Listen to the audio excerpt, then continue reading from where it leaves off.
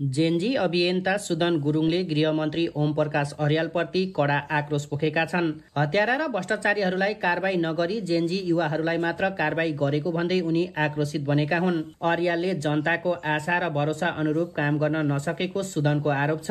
मन्त्री बनेको 2 महिना बितिसक्दा पनि कुनै काम गर्न नसक्नेले पदमा टाँसिएर बसिराख्नु उचित नरहेको भन्दै सुदनले गृहमन्त्रीको राजीनामा समेत मागेका छन्। साथै उनले जेनजीहरूका मागहरू सम्बोधन गरिँदैनन् भने यसपालि हुने भनिएको चुनाव हुन नदिने चेतावनी दिएका छन्। हाम्रो अलोकप्रिय गृह मन्त्रीलाई सन्देश भन्दै उनले फेसबुकमा एउटा लामो स्ट्याटस लेखेका छन्, जसमा उनको भनाइ यस्तो छ।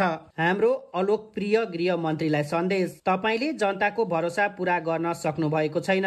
देशबाट हत्यारालाई कारबाही गर, भ्रष्टाचारीलाई कारबाही गर भन्ने आवाज उठ्दा जेनजीलाई कारबाही गर सुन्ने गृह मन्त्रीको पदमा टाँसिएर बस्नु राष्ट्रप्रतिको अपमान हो। शहीदको रगत सम्झिनुहोस्, नेपाल र नेपालीको आँसु सम्झिनुहोस्, काम गर्न नसके पद छोड्ने गर्नु भएको बाचा सम्झिनुहोस्। ओम प्रकाश अर्यालज्यू, अब त्यो समय आएको छ, किनभने अब 2 महिना हुन लागिसक्यो। न त कुनै भ्रष्टाचारीलाई कारबाही भयो, न त कुनै हतियारालाई। अहिलेसम्म केही हुन्छ कि भनेर देशको हितको लागि लड्दा मैले भ्रामक समाचारद्वारा यत्रो अपमानदेखि चरित्र हत्या समेत सहेर बसे। कुनै स्पष्टीकरण पनि दिन उचित ठानिन, किनभने मैले सोचेको थिएँ कामले देखाउँछ र कामले बोल्छ, अनि नेपाली जनताले बुझ्नेछन् एक दिन, र अझै पनि देश बन्छ भन्ने करोडौं अट्याकहरू सहन तयार छु। तर अब तपाईबाट आशा मरिसकेको छ।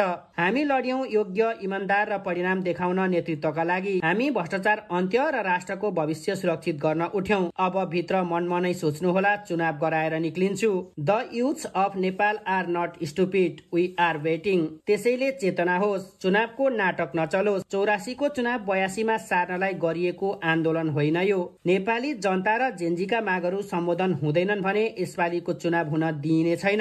अझै पनि गृहमन्त्रीको पदमा टाँसेर जुका जस्तो बस्नुहुन्छ भने 2 दिन पछिको प्रेस कन्फरेन्सले तपाईको भविष्य निर्धारण गर्नेछ। प्रधानमन्त्रीको प्रिय पात्र भनेर कुर्सी बच्छ भनेर सोच्नुहुन्छ भने यो तपाईको भ्रम हो।